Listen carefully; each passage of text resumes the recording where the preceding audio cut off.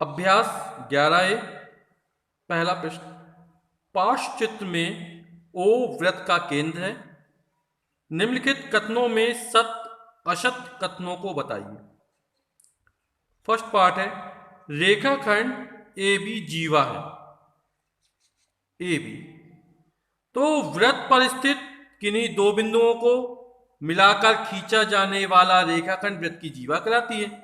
तो बिंदु ए और बिंदु बी वृत्त पर स्थित है और उनको मिलाकर रेखाखंड खींचा गया है, तो ए बी क्या है? वृत्त की जीवा है। तो रेखाखंड ए बी जीवा है, तो ये कथन हमारा क्या हो जाएगा? सत्य हो जाएगा।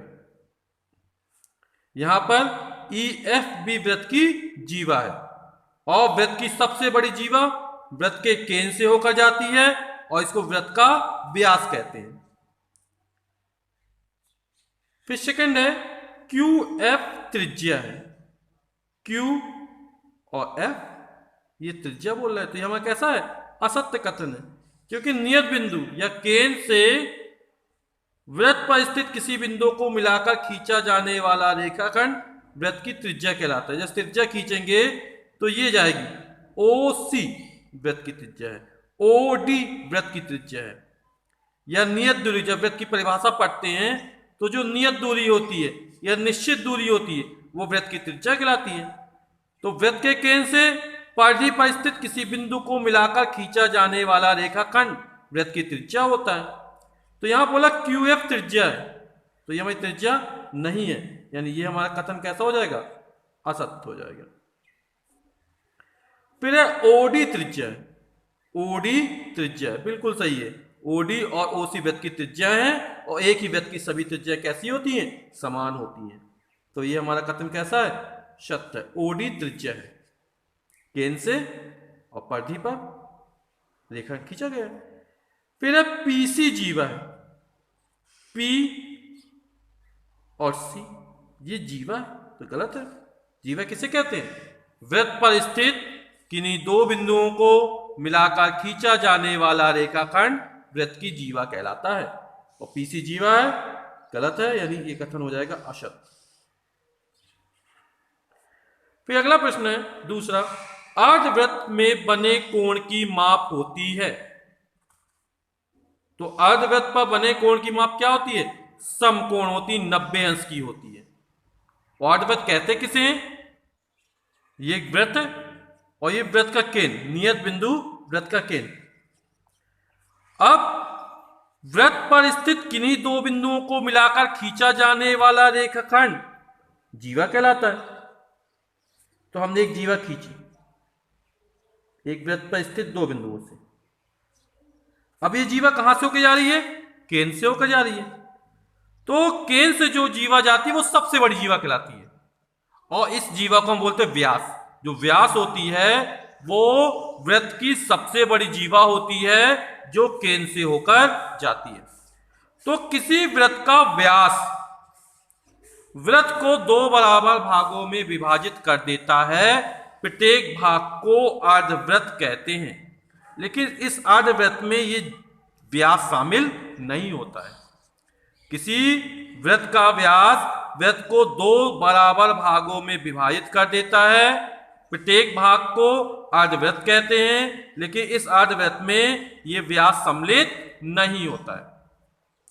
तो हमसे पूछ रहा है कि अर्धवृत्त पर बने कोण की माप होती है, तो वो 90 अंश की होती है। जब हम कोण खींचेंगे यहां पर अर्धवृत्त, तो एक बिंदु ये अंत बिंदु और दूसरा अंत बिंदु ये, इसको कहीं भी मिला दे वृत्त पर, ये कोण बना दिया।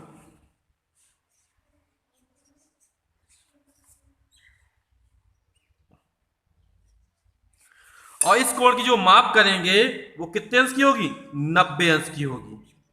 तो अर्धवृत्त पर कहीं भी कोण बनाए, यहां बना लें या यहां पर बना लें, कहीं भी कोण बनेगा तो उसकी जो अंशी माप होगी वो ठीक 90 अंश की होगी। तो ये वाला कोण बनेगा वो भी 90 अंश बनेगा। अगला प्रश्न, आकृति ये वाली 11.5 के अनुसार अपनी अभ्यास पुस्तिका पर एक आकृति खींचकर उसके दीर्घ वृत्तखंड को छायांकित कीजिए। तो यहां पर ये वृत्त और ये वृत्त की जीवा। अब वृत्त की जीवा इस वृत्त को दो खंडों में विभाजित कर दिया, एक खंड ये बना और एक खंड ये बना। अब वृत्त की चाप, वृत्त के किसी भाग को वृत्त की चाप कहते हैं, तो वृत्त की चाप और जीवा से जो घिरा क्षेत्र होता है उसको वृत्तखंड कहते हैं। वृत्त की चाप और जीवा से घिरे क्षेत्र को वृत्तखंड कहते हैं। तो जो छोटा वाला खंड होता है उसको लघु वृत्तखंड कहते हैं और बड़े वाले खंड को दीर्घ वृत्तखंड कहते हैं। जो छोटा भाग है लघु वृत्तखंड, बड़ा भाग दीर्घ वृत्तखंड। तो उसके दीर्घ वृत्तखंड को छायांकित कीजिए, तो हम ये दीर्घ वृत्तखंड को क्या करते हैं, छायांकित कर देते हैं।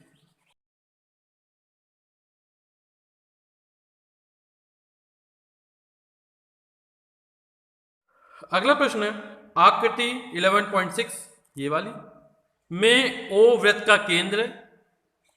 ये ओ जो है वो वृत्त का केंद्र है।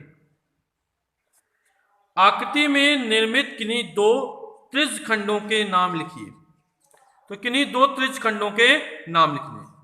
तो जैसे ये वृत्त है हमारा, तो वृत्त का कोई चाप ले लिया, मान लो चाप, वृत्त के किसी भाग को वृत्त की चाप कहते हैं। एक ये तो ये हमारा बिंदु ए और ये बी लिया, तो ए से बी ये वृत्त की चाप हो गई। तो वृत्त के चाप के अंत बिंदुओं से त्रिज्या खींचते हैं। तो हमने त्रिज्या खींच दी। केंद्र को वृत्त पर स्थित किन्हीं दो बिंदुओं से मिलाकर रेखाखंड जो खींचा जाता है उसे त्रिज्या कहते हैं। नियत दूरी को वृत्त की त्रिज्या कहते हैं। तो वृत्त के चाप और चाप के अंत बिंदुओं से होकर जाने वाली त्रिज्या से जो क्षेत्र घिरा होता है उसे त्रिज्यखंड कहते हैं। ये हमारा त्रिज्यखंड हो गया। और दूसरा ये हमारी वृत्त की चाप है और ये त्रिज्या खींची गई, तो एक त्रिज्यखंड हमारा ये हो गया, ये पूरा। तो वृत्त की चाप और त्रिज्या से घिरे क्षेत्र को, और त्रिज्या कहां से जाएंगी, चाप के अंत बिंदुओं से जाएंगी। तो यहां पर ए बी चाप है और बिंदु बी और ए से त्रिज्या खींची गई, तो एक त्रिज्यखंड जो हो गया हमारा ओ ए बी हो गया, ये वाला। दूसरा त्रिज्यखंड हम इसको मान सकते हैं, चाप बी सी है और बिंदु सी से और बिंदु बी से त्रिज्या खींची गई है, तो एक त्रिज्यखंड हमारा ये वाला हो गया पूरा। एक चाप ये और इससे त्रिज्या ओ ए और ओ सी खींची गई है, तो एक त्रिज्यखंड हमारा ये पूरा हो गया। तो कोई दो त्रिज्यखंड लिखने वो हम लिख देंगे, ठीक है। एक त्रिज्यखंड हमारा ये हो गया, दूसरा त्रिज्यखंड और ये तीसरा। तो ए ओ बी ये हमारा त्रिज्यखंड हो गया, सी ओ बी ये हमारा त्रिज्यखंड हो गया। अगला है पांचवा, 2.5 सेंटीमीटर त्रिज्या का एक वृत्त खींचिए जिसका केंद्र ओ है। इस वृत्त को दो अर्धवृत्तों में विभक्त कीजिए। तो हम 2.5 सेंटीमीटर त्रिज्या का एक वृत्त खींचेंगे और जो व्यास खींचेंगे वृत्त के केंद्र से होकर जाने वाली जीवा। तो जब व्यास खींचेंगे तो वह वृत्त को दो बराबर खंडों में विभाजित कर देगा। प्रत्येक भाग को अर्धवृत्त कहते हैं। अर्धवृत्त की परिभाषा एक बार फिर जान लेते हैं। वृत्त का व्यास वृत्त को दो बराबर भागों में विभाजित करता है। प्रत्येक भाग को अर्धवृत्त कहते हैं, लेकिन इसमें वृत्त का व्यास शामिल नहीं होता है। तो एक वृत्त खींचेंगे और व्यास खींचेंगे, वृत्त दो भागों में विभाजित हो जाएगा, अर्धवृत्त कहलाएगा, लेकिन उसमें व्यास शामिल नहीं किया जाएगा। अगला प्रश्न है छठवां, आकृति 11.7 ओ वृत्त का केंद्र है। ए सी बी कितने अंश का है, अपने उत्तर के पक्ष में कारण बताइए।